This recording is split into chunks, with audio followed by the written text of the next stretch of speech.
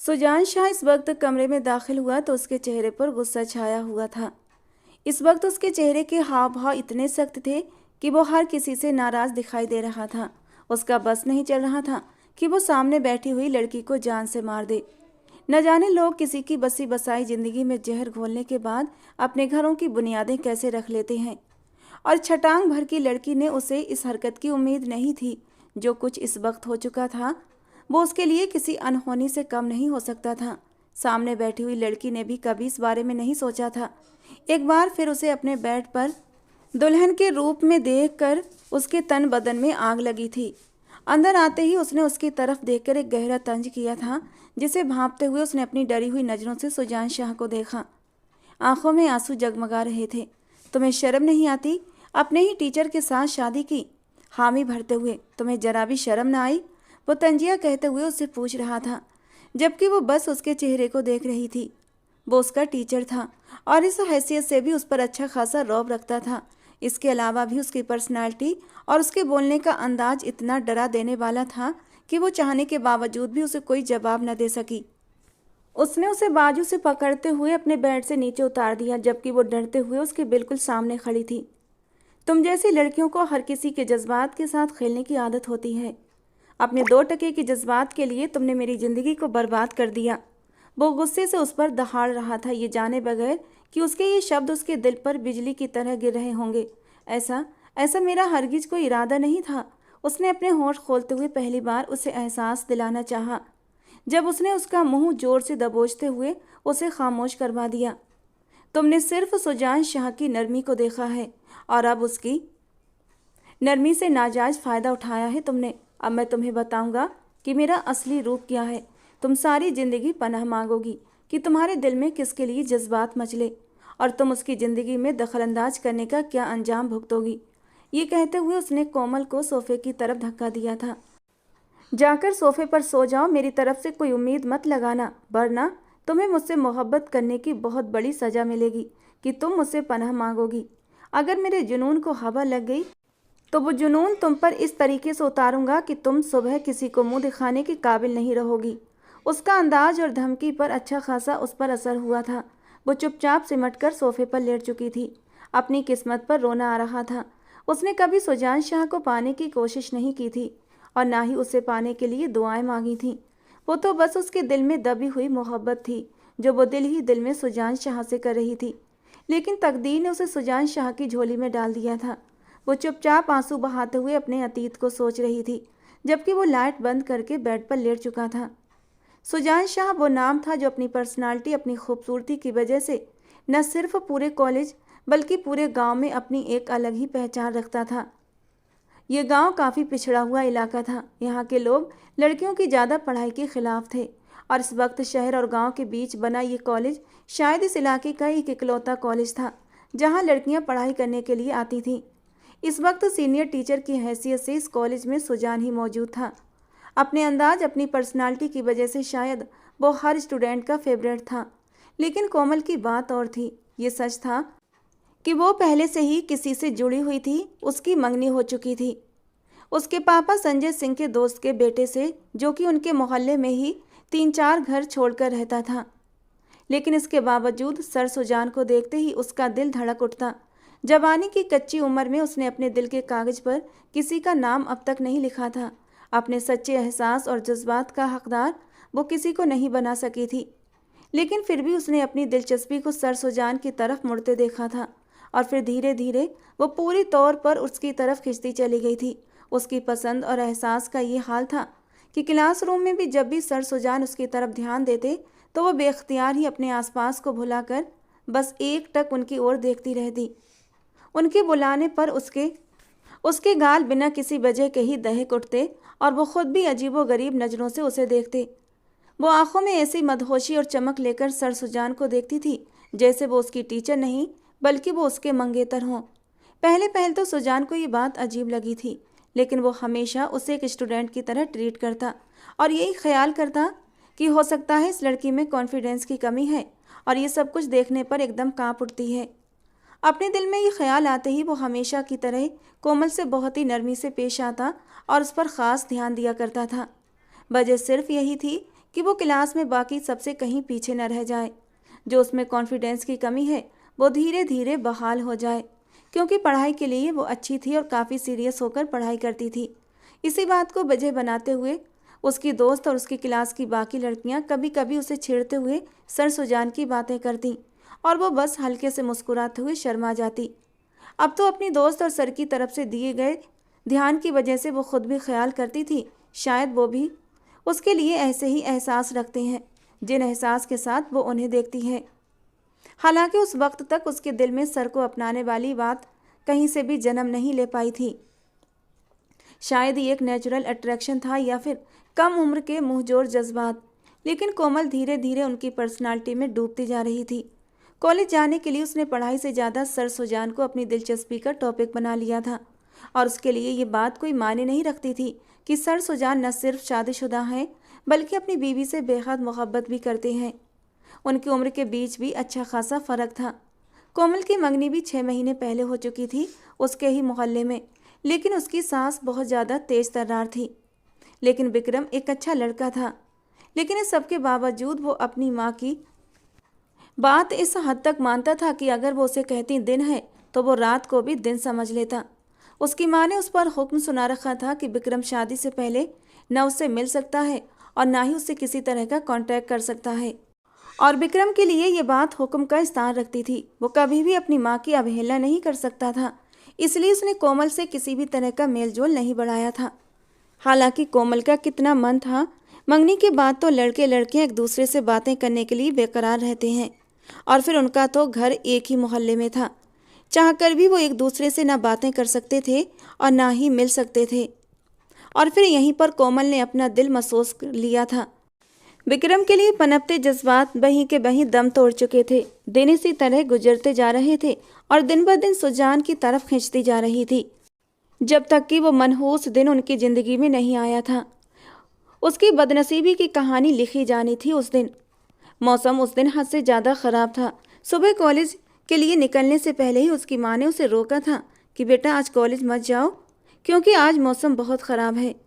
लेकिन ऐसा कैसे हो सकता था कि वो कॉलेज से बगैर किसी वजह की छुट्टी कर ले, बल्कि आज मौसम ख़राब नहीं बहुत खूबसूरत था, ये कोमल का मानना था। सुबह उसे काफ़ी देर भी हो चुकी थी, इसलिए बिना नाश्ता किए ही वो घर से निकल आई। कॉलेज जाने वाली बस भी काफ़ी लेट हो गई थी और इस तरह कॉलेज जाते जाते उसे काफ़ी देर हो गई थी। लेकिन यहाँ पर पहुँचकर वो एकदम सुकून से हो गई, क्योंकि उसे सर सुजान का चेहरा जो देखने को मिल गया था।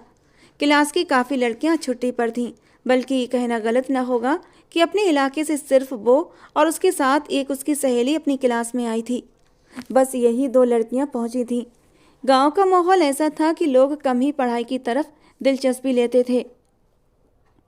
बच्चे अगर खुद अपनी दिलचस्पी के लिए पढ़ाई हासिल करने जाते तो ठीक, पर न माँ बाप की तरफ से कोई दबाव नहीं था, ख़ास तौर पर लड़कियों को, क्योंकि उनके अनुसार लड़कियों को पढ़ाई कराना बस वक्त की बर्बादी करना है। कोमल के माँ बाप को भी इस बात पर एतराज़ था, लेकिन उसने ये जिद लगा रखी थी कि वो कॉलेज तक पढ़ाई ज़रूर हासिल करेगी, इसलिए फिर उसके माँ बाप को ये बात मानना पड़ी। फिजिक्स का पीरियड लेने के लिए जैसे ही सुजान सर कमरे में दाखिल हुए तो वो उन्हें देखकर बस देखती रह गई। ब्लैक कलर की शर्ट में आज उनका गुरूर कुछ ज़्यादा ही जच रहा था।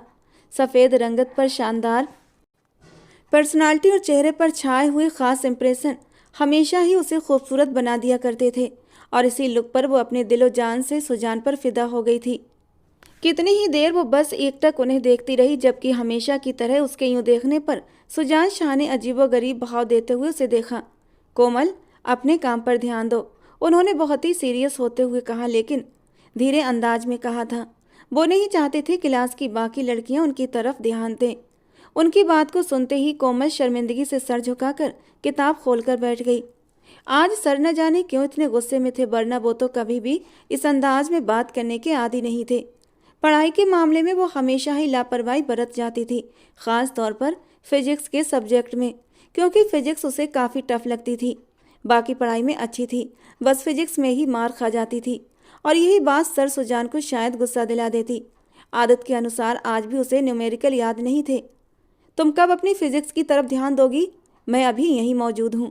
जब तक कि तुम सारे न्यूमेरिकल याद नहीं कर लेती, मैं नेक्स्ट पीरियड अटेंड करने की तुम्हें इजाज़त नहीं दूंगा। सर सुजान ने बहुत ही बेरहमी से हुक्म दिया था और वो कांप कर रह गई थी। सर वो कल। शट अप कोमल, हर रोज तुम्हारे लिए बात कल पर रुक जाती है। आज का काम तुम आज ही करोगी। आज सर सुजान के बोलने का अंदाज बहुत सख्त था।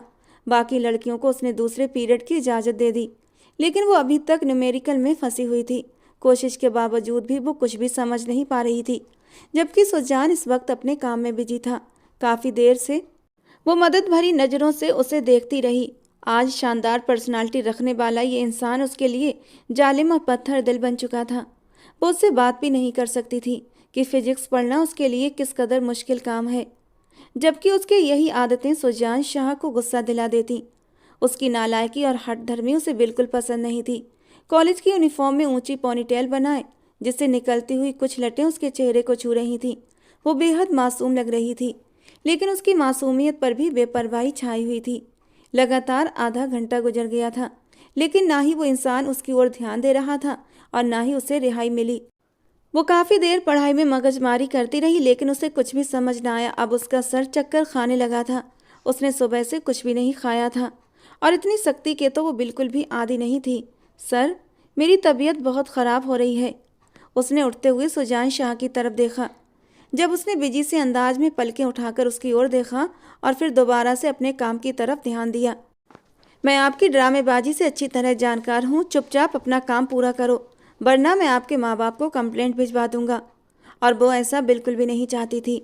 वो अच्छी तरह जानती थी अगर बात उसके माँ बाप तक पहुँच गई तो वो दूसरे ही दिन उसके कॉलेज जाने पर रोक लगा देंगे।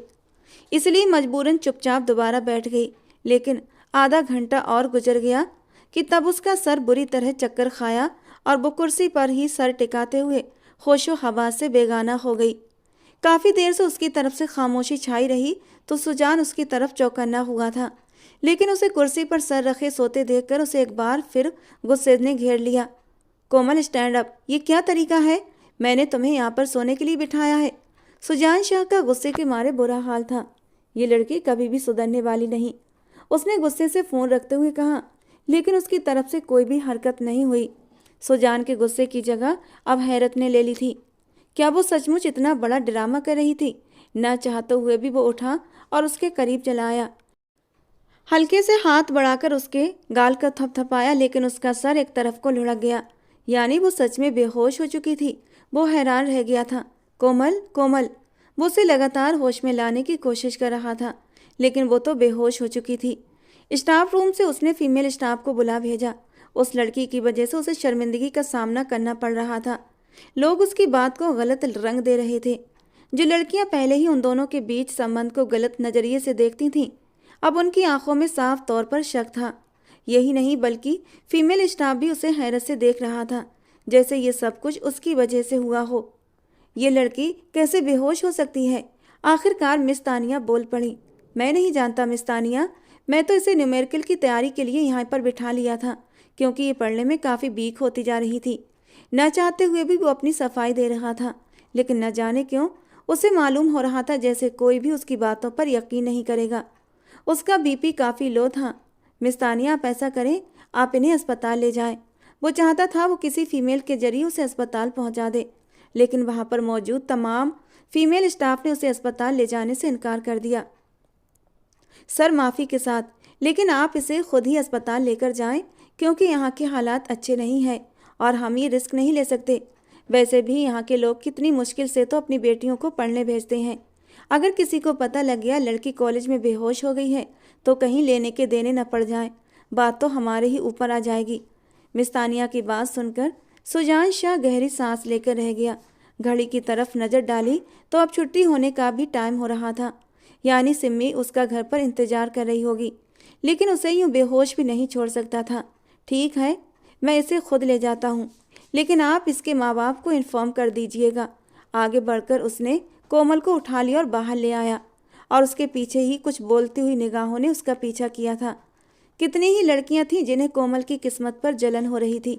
अरे वाह, आखिरकार कोमल ने सर सुजान को अपने जाल में फंसा ही लिया।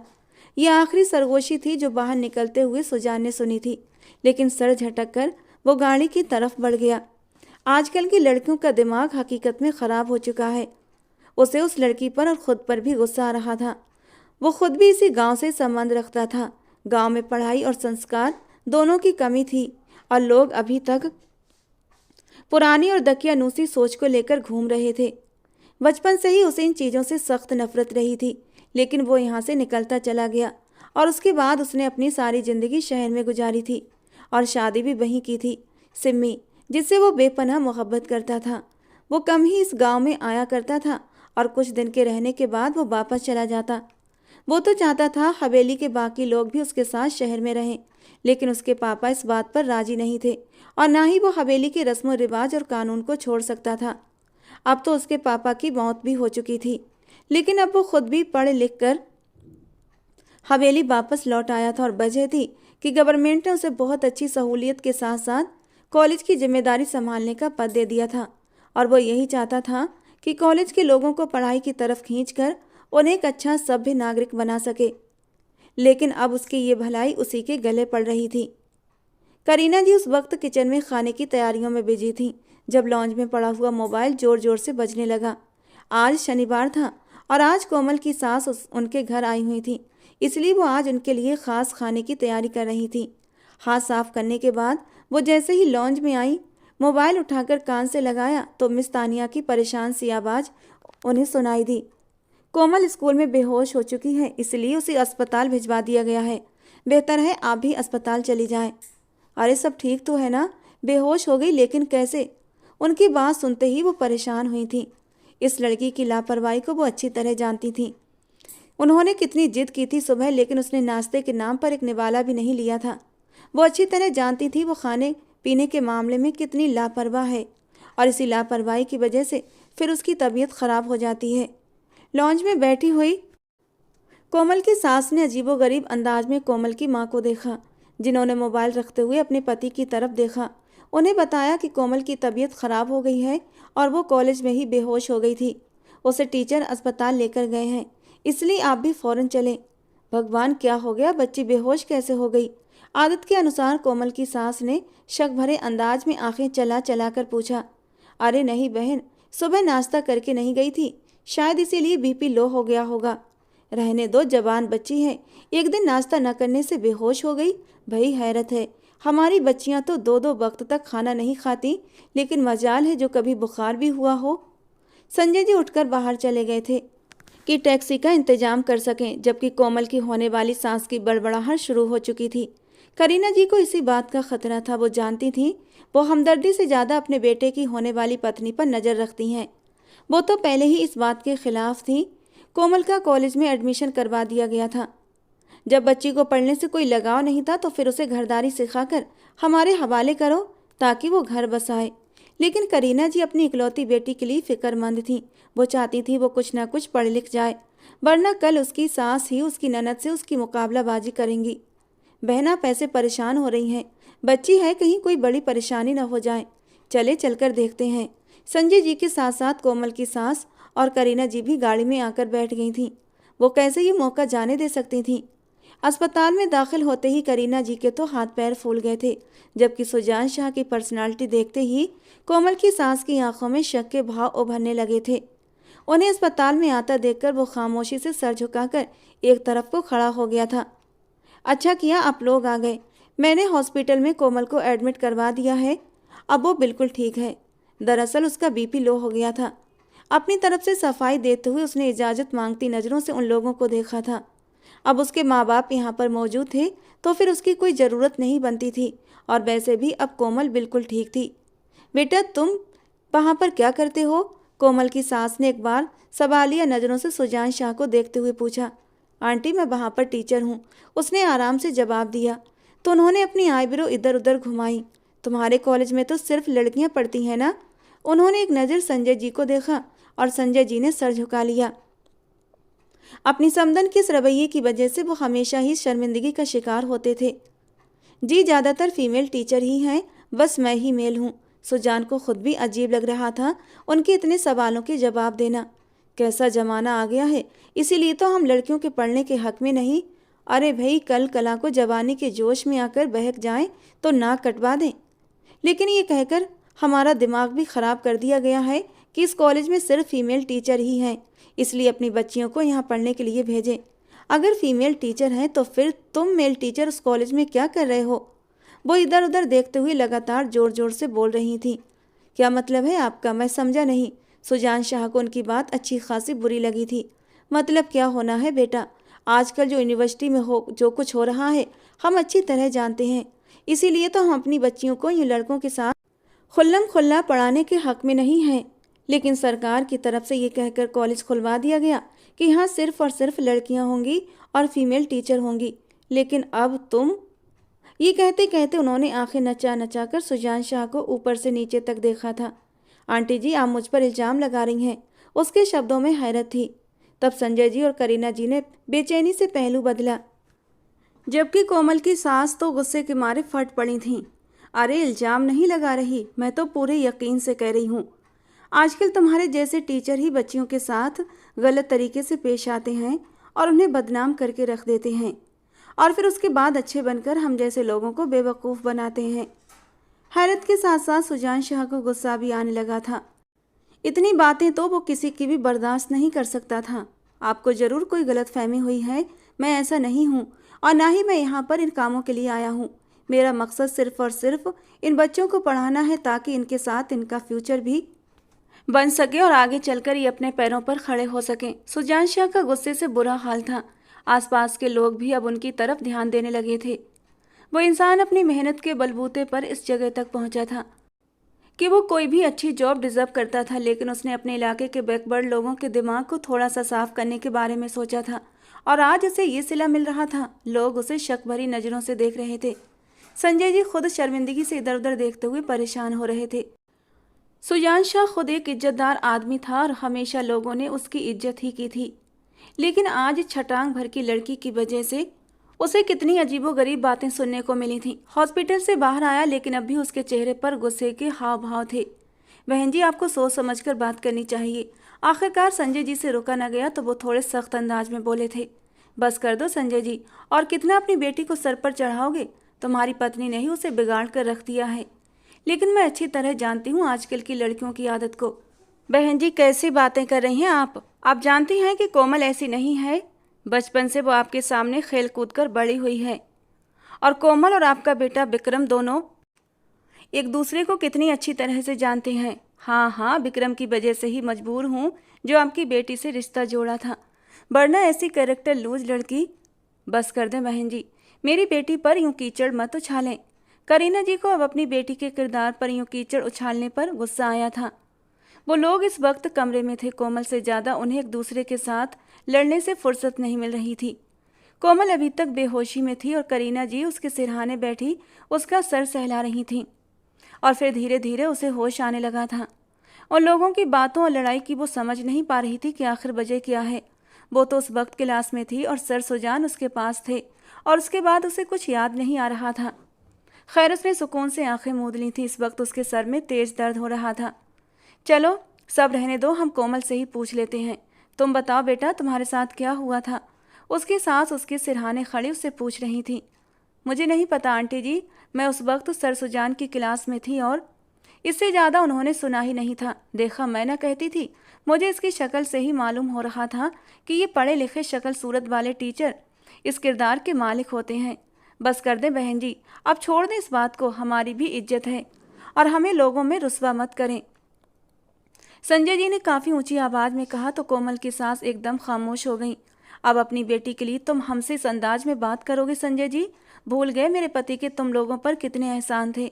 उन्होंने संजय जी और अपनी पति की दोस्ती को एहसान का नाम दे दिया था। ठीक है, मेरी यहाँ पर ज़रूरत नहीं तो मुझे यहाँ रहने का शौक़ नहीं। गुस्से से बड़बड़ाते हुए वो अस्पताल के कमरे से बाहर चली गईं। संजय जी और करीना जी उन्होंने रोकने की कोशिश नहीं की थी। थोड़ी देर के बाद डॉक्टर ने आकर कुछ दवाइयाँ लिख कर दी और फिर उन्हें घर भेज दिया। संजय जी दवा लेने के लिए बाहर चले गए। तभी करीना जी कोमल की तरफ देखते हुए बोली, देख लिया तुमने अपनी लापरवाही का नतीजा।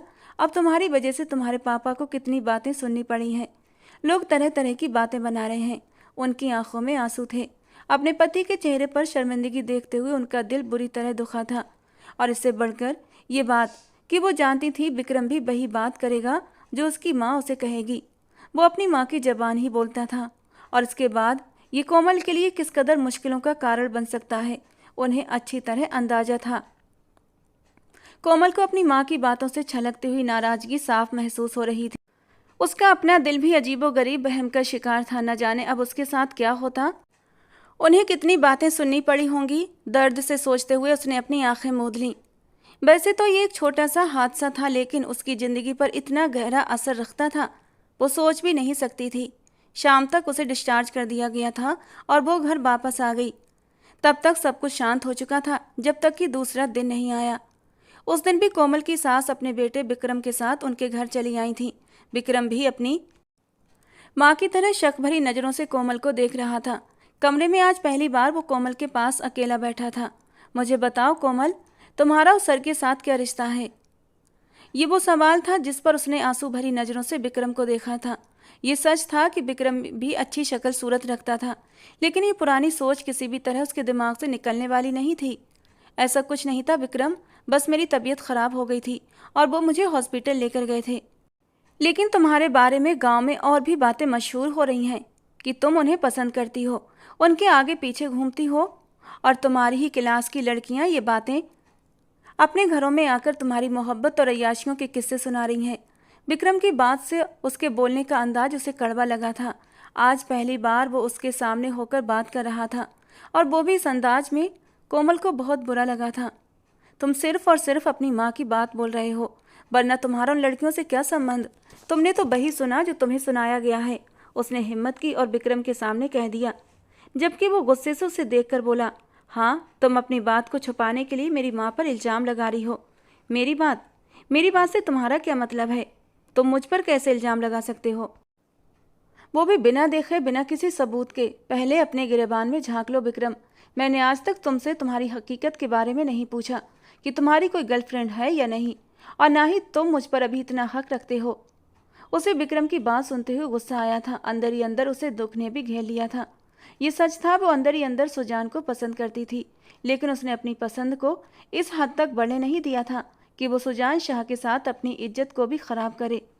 वो जानती थी सुजान शादीशुदा है और उसकी अपनी भी मंगनी हो चुकी है, और वो दोनों दरिया के ऐसे दो किनारे थे जो साथ बह तो सकते थे, लेकिन कभी एक साथ इकट्ठे नहीं चल सकते थे, और उनके बीच सदियों की दूरी थी। और सुजान शाह, वो तो शायद उसे एक नज़र देखना भी पसंद नहीं करता था, तो फिर वो क्यों इस तरह के सपने सजाकर अपनी ज़िंदगी को बर्बाद करती?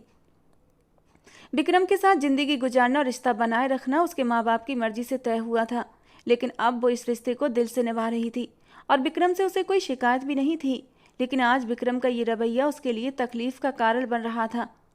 ठीक है, अगर तुम ये समझती हो कि मेरा तुम पर कोई हक नहीं, तो समझती रहो, मुझे भी कोई शौक नहीं है तुम पर अपना हक थोपने की। वो गुस्से से बोलते हुए उठकर कमरे से बाहर चला गया था, और वो बस हैरत से उसकी पीठ को देखती रह गई। कितना अजीब इंसान था वो, जिसने मंगनी के इतने महीनों में आज तक उस पर कोई हक नहीं जमाया, और ना ही कभी उसे मोहब्बत की एक नज़र से देखा। यहाँ तक कि उसने तो उन दोनों के बीच अपने रिश्ते का एहसास भी नहीं दिलाया था, और आज वो उसके कैरेक्टर की सफाई मांग रहा था, वो भी सिर्फ अपनी माँ की बातों की वजह से। लॉन्ज में दाखिल होते ही उसने अपनी माँ का हाथ थामा और बोला, चले मम्मी, यहाँ पर बैठने की अब कोई ज़रूरत नहीं। संजय जी उसे देखते हुए हैरत से खड़े हो गए। क्या बात है विक्रम बेटा, तुम ऐसे क्यों कर रहे हो? आप मुझसे कोई भी सवाल पूछने का हक नहीं रखते अंकल। अगर आपने अपनी बेटी को लगाम में डाली होती तो शायद आप आज मेरे सामने शर्मिंदा न होते। कोमल उसके कड़े शब्दों को जहरीले अंदाज के साथ कमरे में सुनकर बस खामोश बैठी रही थी। वो अपने बाप के सामने विक्रम की किसी बात को कभी भी अहमियत नहीं दे सकती थी। तुम होश में तो हो? ये किस तरह की बातें कर रहे हो? कोमल सिर्फ तुम्हारी मंगेतर नहीं है, बल्कि तुम दोनों का बचपन का भी साथ है। फिर तुम उसके बारे में इस तरीके की बातें कैसे कर सकते हो? क्या तुम्हें नहीं पता कि उसका कैरेक्टर कैसा है? संजय जी के बोलने का अंदाज धीमा था, मगर कोमल की सास गुस्से से अपने बेटे के पहलू में खड़ी थी। वो तो कभी कोमल से अपने बेटे की शादी करना ही नहीं चाहती थी। वो तो बस पति की ख्वाहिश के आगे सर झुका गई थी, वरना उनके नौकर पेशा विक्रम के लिए अच्छे से अच्छे दहेज वाली लड़कियों के रिश्ते तैयार थे। और अब जबकि ये रिश्ता उन्हें टूटता नजर आ रहा था, तो उनके मन में लड्डू फूट रहे थे, और वो तो खुशी के मारे खिल उठी थीं। जब विक्रम ने कहा, अंकल, वो मेरी मंगेतर थी, लेकिन अब नहीं, अब वो सिर्फ मेरी एक पड़ोसी है। इसके अलावा मैं उसके साथ कोई भी रिश्ता नहीं रखना चाहता। मैं ये मंगनी ख़त्म कर रहा हूँ। उसके शब्द नहीं थे बल्कि जहरीले तीर थे जो उसने अपने सीने में घुसते हुए महसूस किए थे। इस इलाके में किसी लड़की की मंगनी का टूट जाना बदनामी की सबसे बड़ी कड़ी माना जाता था। एक बार रिश्ता टूट गया तो उस लड़की की शादी दोबारा नहीं होती थी, क्योंकि उसे फिर अपशगुन माना जाता था। तुम होश में तो हो? ये कैसी बातें कर रहे हो? संजय जी ने हैरत से उन दोनों को देखा था। कम से कम बहन जी, आप तो अपने बेटे को समझाएं। जबान खून है, गुस्से में कुछ भी बोल रहा है। लेकिन आप तो समझदार हैं ना, रिश्ते यूं ही नहीं तोड़ दिए जाते। अरे भाई साहब, जबान औलाद है, कब तक मैं ही समझाती रहूंगी? तुम्हारी बेटी का मामला था, मैंने तुम्हें कहा भी था कि अपनी बेटी को इतनी आज़ादी मत दो, लेकिन आखिरकार तुमने मात खाई। अब तो मैं इस मामले में कुछ नहीं कह सकती। पूरी कहानी में आग लगाकर अब वो अलग खड़ी हो गई थीं, यानी उनका इस मामले से कोई लेना देना नहीं था। जबकि करीना जी तो हैरत से ये सब ड्रामा देख रही थीं। जिस पर सबसे ज़्यादा भरोसा किया उन्हीं लोगों ने अपना रंग दिखा दिया ना। मैं आपसे कहती थी ना कि दोस्ती को दोस्ती ही रहने दें, रिश्तेदारी में ना बदलें। मुझे तो ये लोग पहले से ही सही नहीं लगते थे। और रही बात मेरी बेटी की, तो बहन जी आप भी गौर से सुन लें। मेरी बेटी मेरे लिए मेरी पूरी दुनिया है, और भलाई इसी में है कि आप मेरी बेटी के बारे में जबान संभाल कर बात किया करें। शायद ज़िंदगी में पहली बार अपनी बेटी के हक में खड़ी हो चुकी थीं। उन लोगों ने रिश्ता ख़त्म कर दिया और विक्रम मंगनी की अंगूठी उतार कर मेज़ पर रखते हुए अपनी माँ का हाथ थाम कर चला गया, जबकि अंदर बैठी कोमल फूट फूट कर रो पड़ी थी। उसे विश्वास नहीं आ रहा था कि विक्रम अचानक रिश्ता तोड़कर चला जाएगा। ये मुझे किस बात की सज़ा मिली है? एक शादीशुदा मर्द के लिए अपने दिल में एहसास भरने के लिए? उसने अपने आप से सवाल किया और आंसू उसकी आंखों से फिसल पड़े। भगवान जानता है, मैंने आज तक उस इंसान के हवाले से कभी भी गलत नहीं सोचा और ना ही उसे पाने की तमन्ना रखी।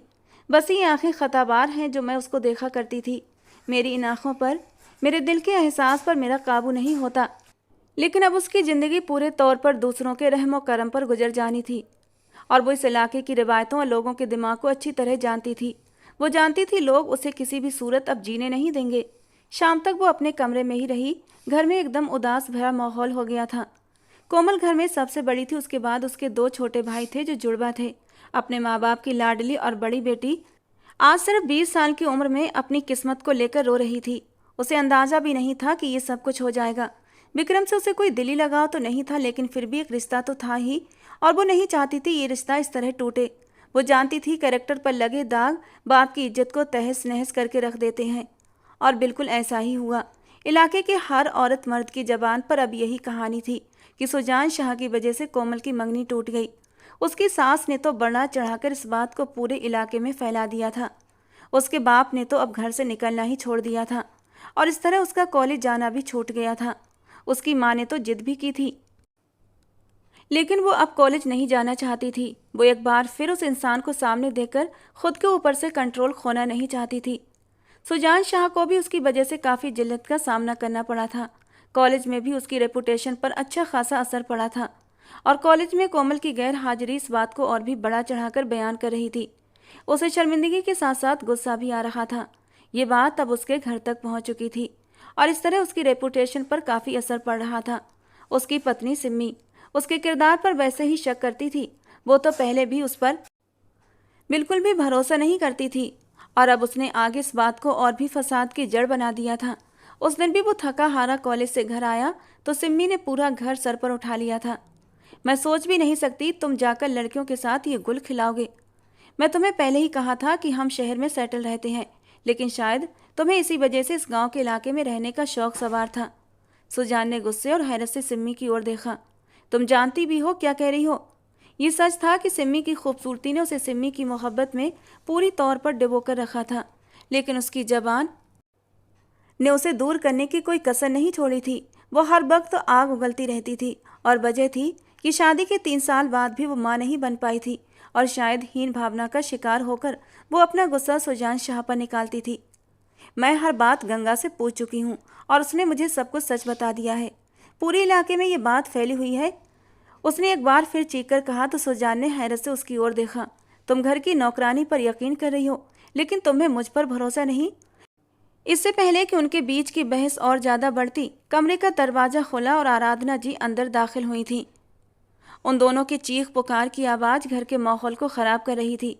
जहाँ सुजान हमेशा ही कंप्रोमाइज़ करता हुआ दिखाई देता, वहीं सिम्मी के जज्बात सर चढ़कर बोलते थे।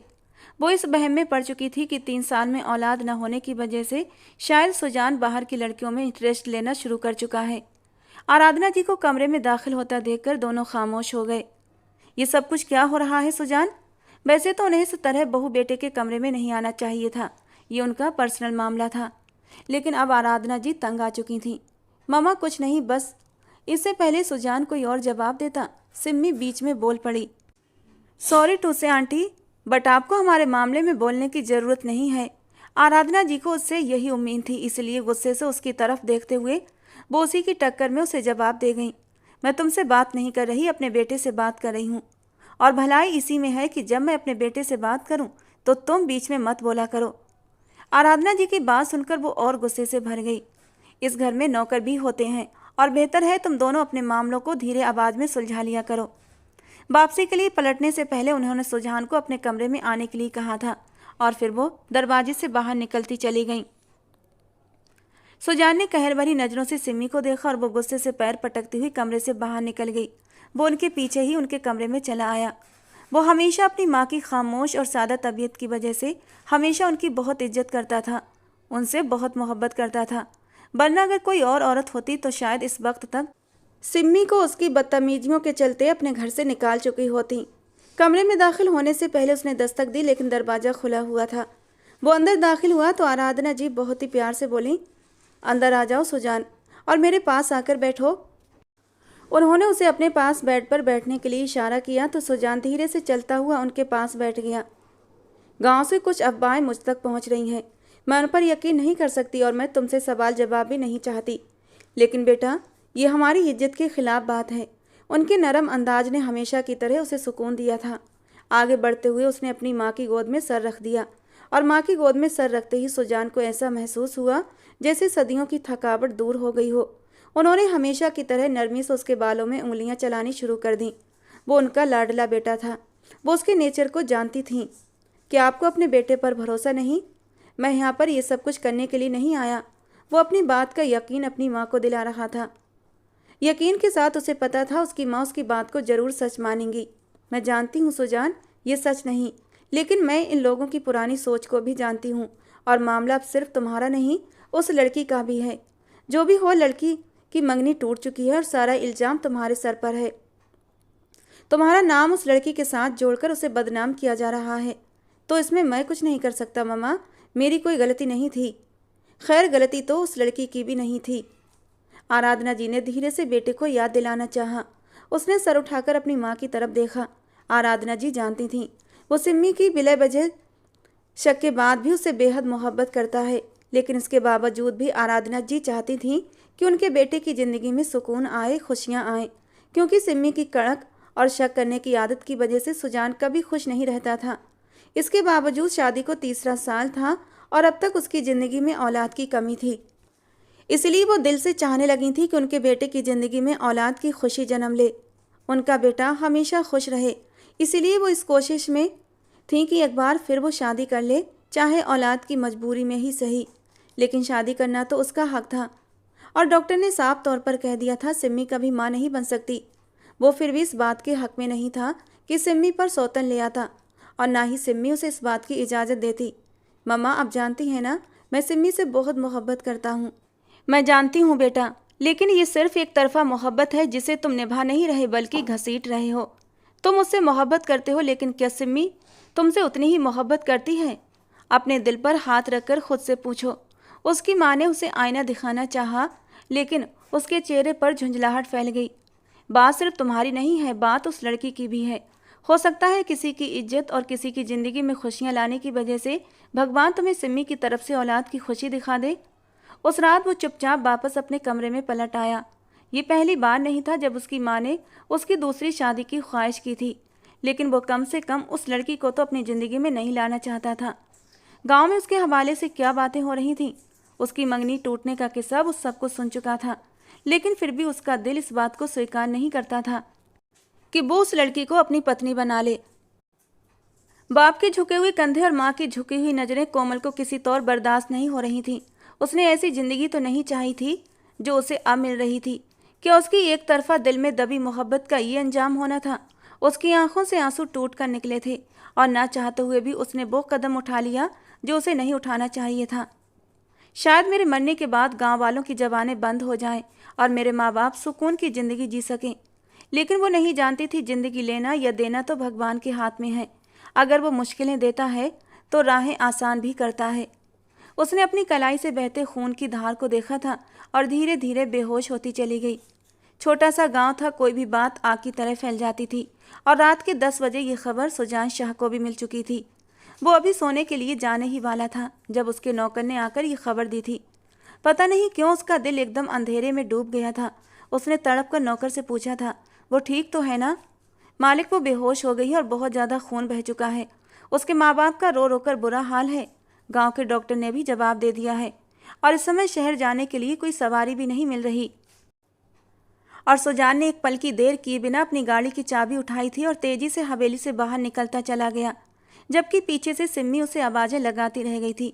सुजान शाह को अपने घर पर देखकर करीना जी और संजय जी के आंसू भरी आंखों में हैरानी आई थी, जबकि सुजान ने बिना किसी के कुछ कहे कोमल को अपनी बाहों में उठाया था और सीधा अपनी गाड़ी में लेकर डाला।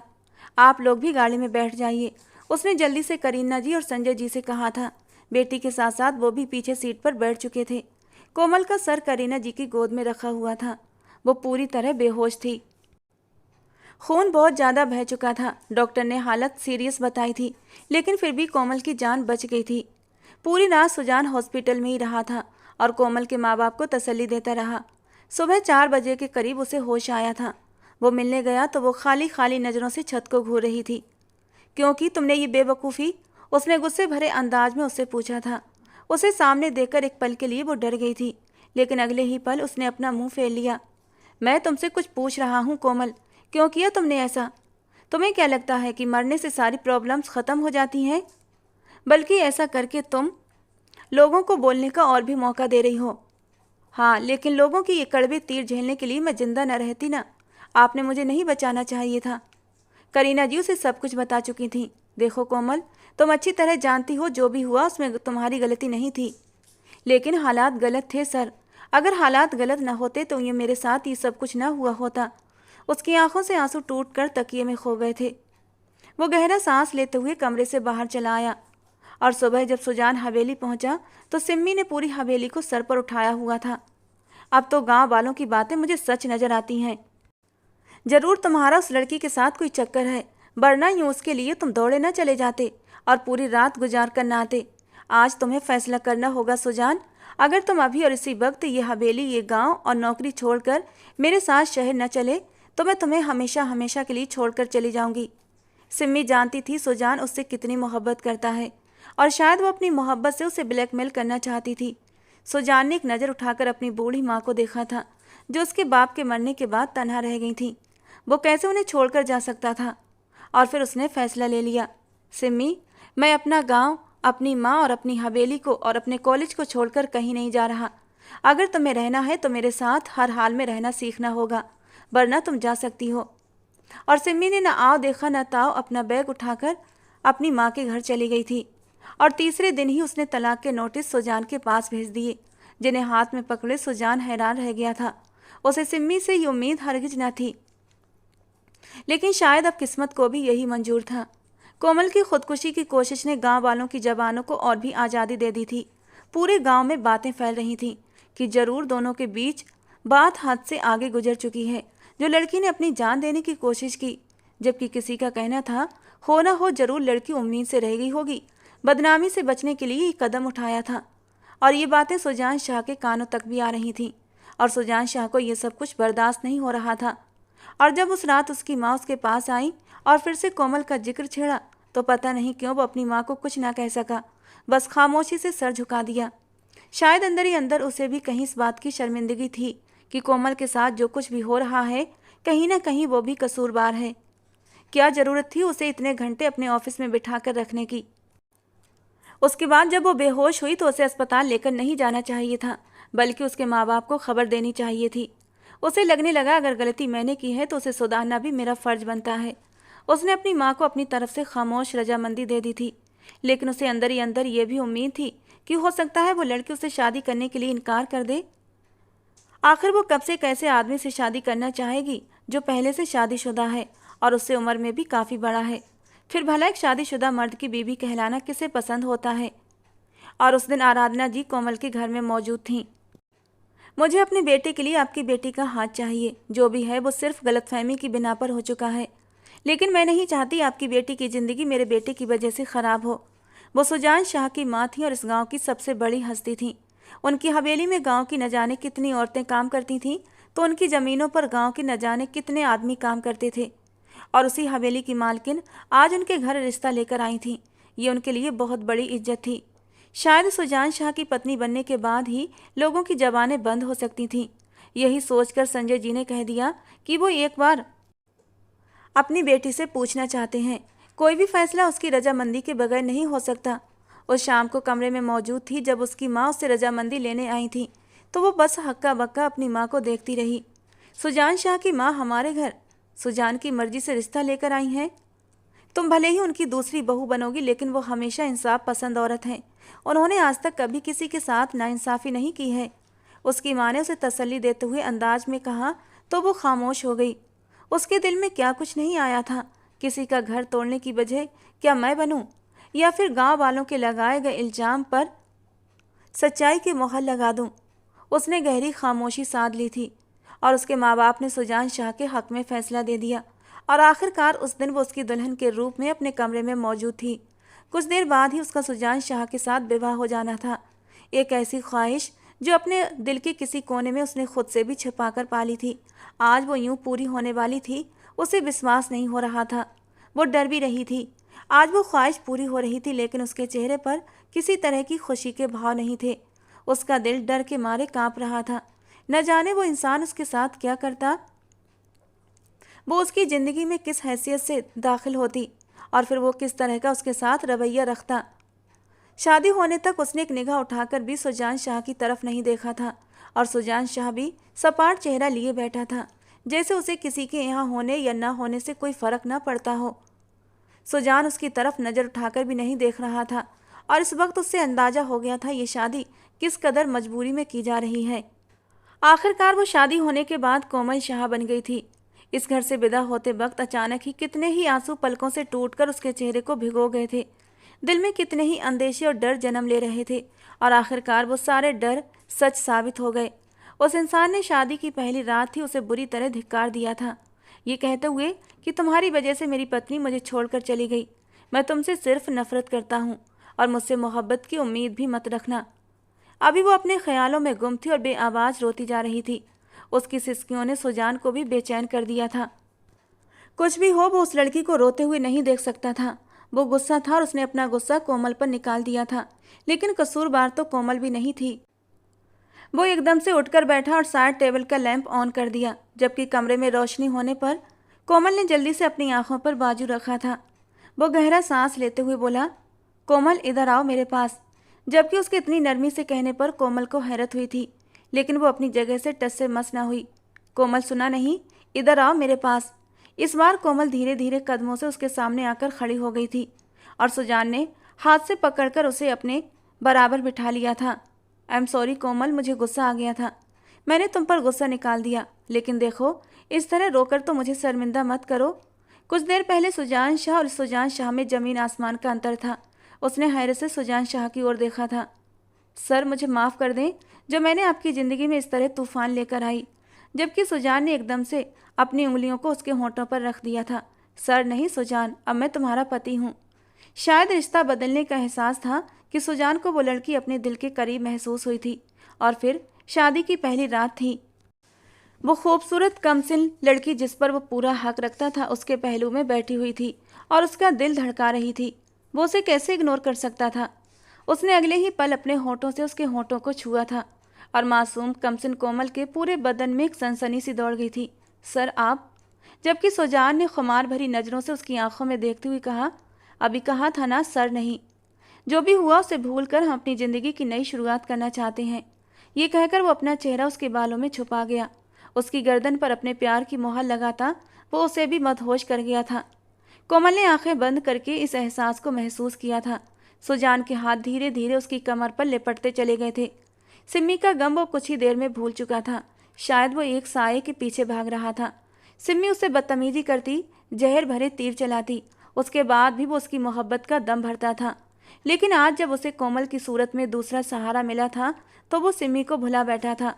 उसने बिना देर किए कोमल को अपनी बाहों में समेट लिया और लैंप ऑफ करके उसे अपने कंबल में लेकर लेट चुका था। हल्की सिसकियां और सरगोशियां माहौल को और भी ख्वाबनाक बना रही थीं। कोमल को लगता था कि उसकी ज़िंदगी में सिवाय दुखों के अब कुछ भी नहीं है, लेकिन सुजान शाह की संगत पर उसके दिल में सुकून उतर गया था। थोड़ी देर बाद सुजान शाह उसे अपनी बाहों में लेकर सो चुका था और वो भी सुकून से उसके चौड़े सीने से लगी सोने की तैयारी कर रही थी कि तभी कमरे का दरवाज़ा जोर जोर से बजने लगा।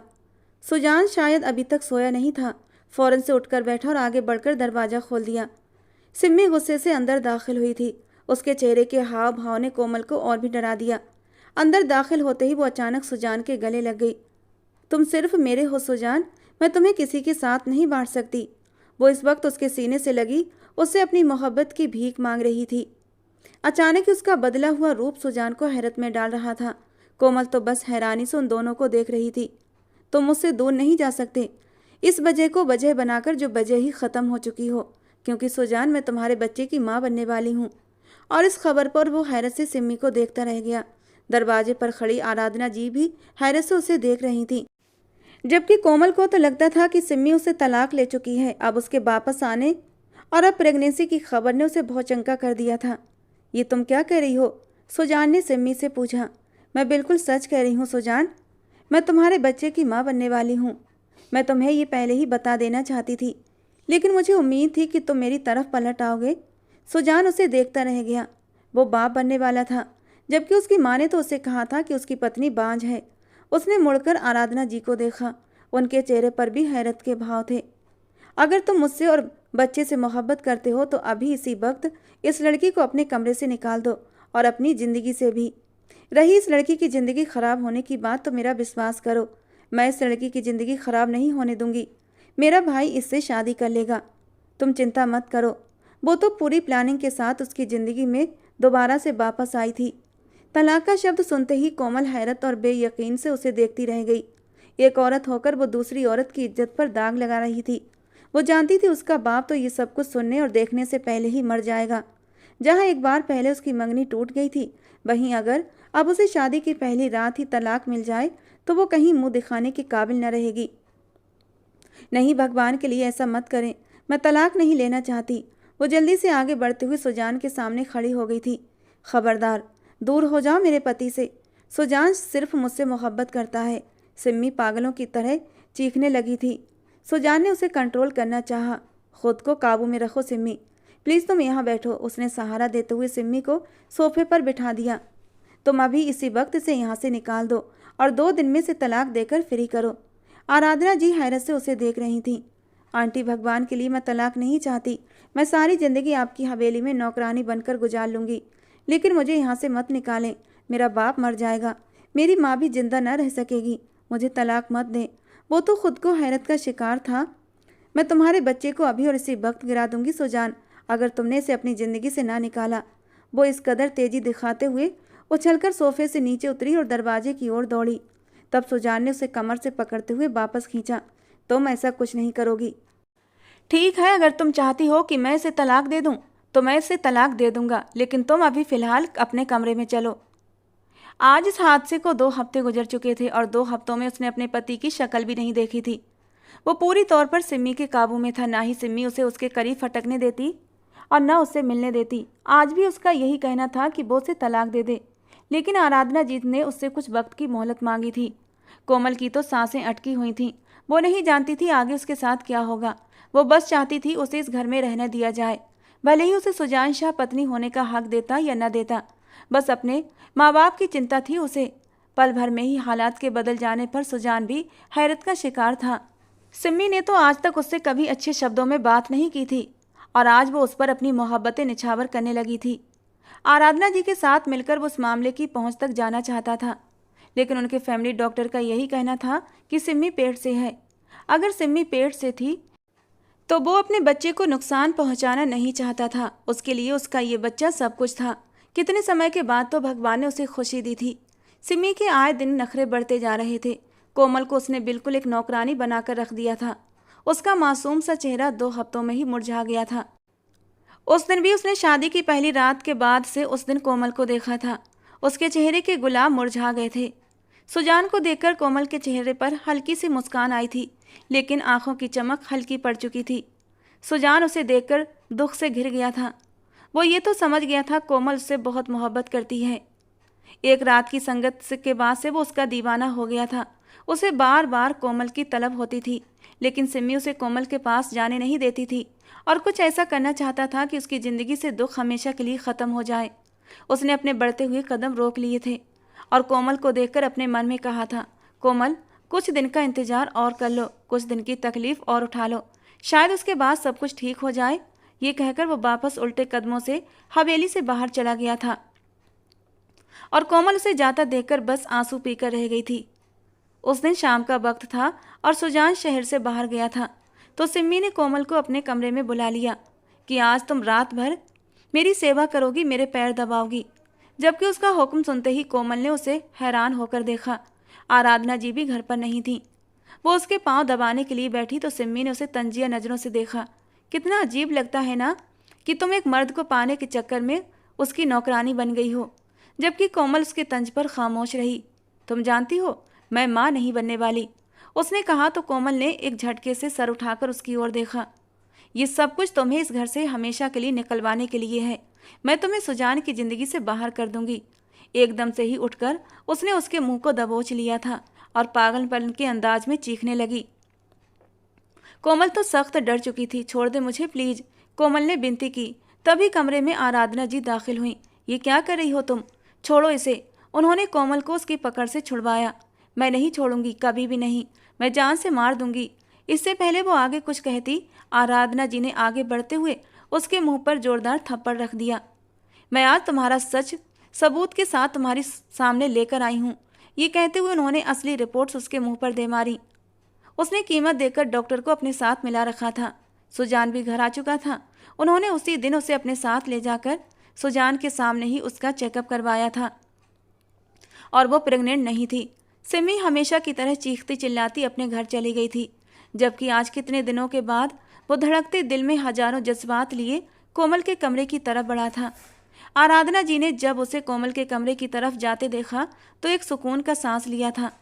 उन्हें पता था अब कोमल उनके बेटे की ज़िंदगी में खुशियां जरूर भर देगी, जो सिमी उनके बेटे को कभी न दे सकी। सुजान को अपने सामने खड़ा पाकर कोमल बुरी तरह घबराई थी, जबकि सुजान ने आगे बढ़कर उसे अपनी बाहों में समेट लिया था।